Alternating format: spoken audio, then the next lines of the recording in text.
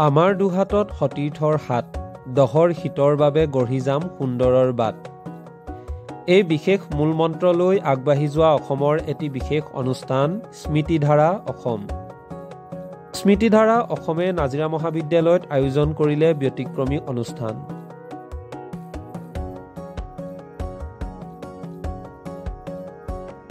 ডিব্ৰুগড় বিশ্ববিদ্যালয়ৰ প্ৰাক্তন ছাত্ৰ ছাত্ৰীসকলৰ এটা সামাজিক আৰু সাংস্কৃতিক অনুষ্ঠান হৈছে স্মৃতিধাৰা অসম। দীপক বৰ্মনৰ চিন্তাৰে আৰম্ভ হোৱা এই অনুষ্ঠান বৰ্তমান সময়ত সমগ্ৰ অসমতে প্ৰসাৰিত হৈ পৰিছে, কিয়নো এই অনুষ্ঠানৰ বহু তাৎপৰ্য আছে। বিভিন্ন সময়ত এই অনুষ্ঠানে বিভিন্ন শৈক্ষিক আৰু সামাজিক কাৰ্যসূচী আয়োজন কৰি আহিছে।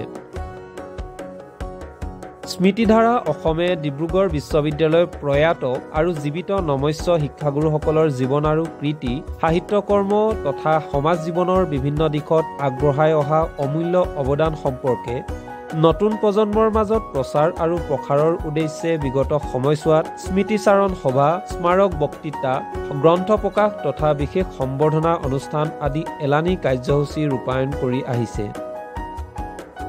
আমাৰ দুহাতত সতীৰ্থৰ হাত, দহৰ হিতৰ বাবে গঢ়ি যাম সুন্দৰৰ বাট। এই বিশেষ মূলমন্ত্ৰলৈ আগবাঢ়ি গৈছে স্মৃতিধাৰা অসম। এই বাক্যশাৰীকে সাৰোগত কৰি ডিব্ৰুগড় বিশ্ববিদ্যালয়ৰ প্ৰাক্তন ছাত্ৰ ছাত্ৰী আৰু শিক্ষাগুৰুসকলৰ মাজত এটা সমন্বয় গঢ়ি তুলি ইয়াক এটা স্নেহ বন্ধনৰ মঞ্চ হিচাপে গঢ়ি তোলাৰ প্ৰয়াস কৰিছে। ইয়াৰোপৰি প্ৰয়াত শিক্ষাগুৰুসকলৰ স্মৰণত স্মৃতিধাৰা অসমে শ্ৰদ্ধাঞ্জলি গ্ৰন্থ প্ৰকাশ কৰি আহিছে। ইতিমধ্যে লীলা গগৈৰ এখন গ্ৰন্থ প্ৰকাশ পাইছে। ইয়াৰোপৰি স্মৃতিধাৰা অসমৰ জৰিয়তে প্ৰাক্তন ছাত্ৰ ছাত্ৰীসকলে শিক্ষাগুৰুসকলৰ স্মৰণত বক্তৃতা অনুষ্ঠান অনুষ্ঠিত কৰি আহিছে।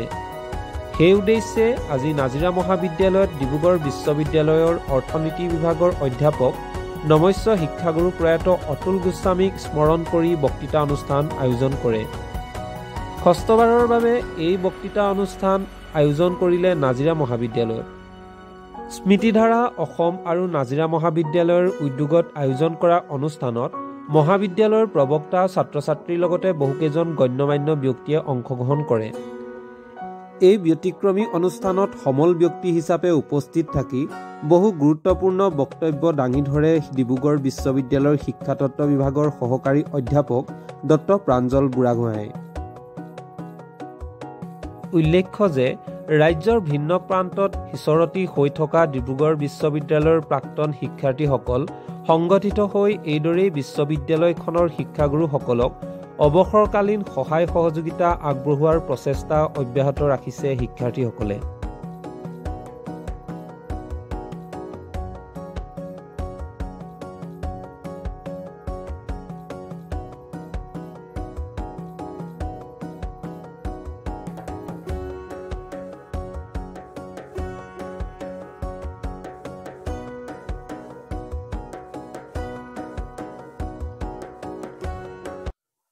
স্মৃতিধাৰা অসম ডিব্ৰুগড় বিশ্ববিদ্যালয়ৰ প্ৰাক্তন ছাত্ৰ ছাত্ৰীসকলৰ এটা সামাজিক আৰু সাংস্কৃতিক অনুষ্ঠান।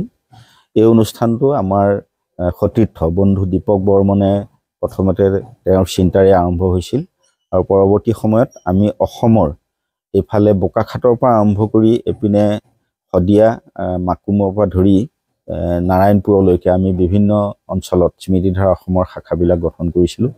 আৰু সাংগঠনিক পৰ্যায়টো পাৰ হোৱাৰ পিছত আমি স্মৃতিধাৰা অসমে কিছু শৈক্ষিক আৰু সামাজিক কাৰ্যসূচী লৈছোঁ। আমাৰ দুহাতত সতীৰ্থৰ হাত, দহৰ হিতৰ বাবে গঢ়ি যাম সুন্দৰৰ বাট, এইটোৱে আমাৰ আপাত বাক্য মূলমন্ত্ৰ। ইয়াকে সাৰোগত কৰি আমি ডিব্ৰুগড় বিশ্ববিদ্যালয়ৰ প্ৰাক্তন ছাত্ৰ ছাত্ৰী আৰু শিক্ষাগুৰুসকলৰ মাজত এটা সমন্বয় গঢ়ি তুলি ইয়াক এটা স্নেহ বন্ধনৰ মঞ্চ হিচাপে গঢ়ি তুলিব খুজিছোঁ। আৰু আমাৰ প্ৰয়াত শিক্ষাগুৰুসকলৰ স্মৰণত আমি শ্ৰদ্ধাঞ্জলি গ্ৰন্থ প্ৰকাশ ইতিমধ্যে আমাৰ আৰম্ভ হৈছে।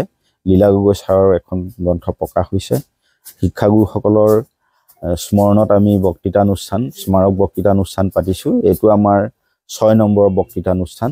ইয়াৰ আগতে আমাৰ 5টা বক্তৃতা অনুষ্ঠান হৈ গৈছে। আজি আমি অৰ্থনীতি বিজ্ঞান বিভাগৰ নমস্য শিক্ষাগুৰু ডক্টৰ অতুল গোস্বামী ছাৰৰ স্মৰণত নাজিৰা মহাবিদ্যালয়ত আমি বক্তৃতা অনুষ্ঠান আয়োজন কৰিছোঁ। ইয়াত স্মৃতিধাৰা নাজিৰা আৰু নাজিৰা মহাবিদ্যালয়ে সহযোগ কৰিছে।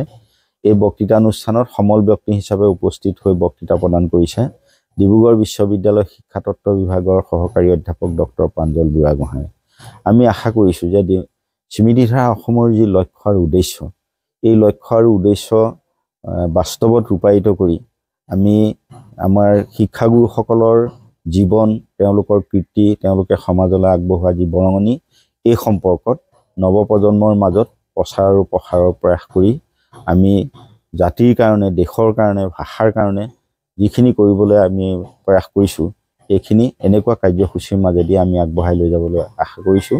আৰু আমি ভাবিছোঁ এই অনুষ্ঠানটো এটা সময়ত অসমৰ সমাজ জীৱনলৈ অভূতপূৰ্ব বৰঙণি আগবঢ়াই ই এটা মহান অনুষ্ঠান হিচাপে গঢ়ি উঠিব, এই প্ৰয়াসটো আমাৰ আছে।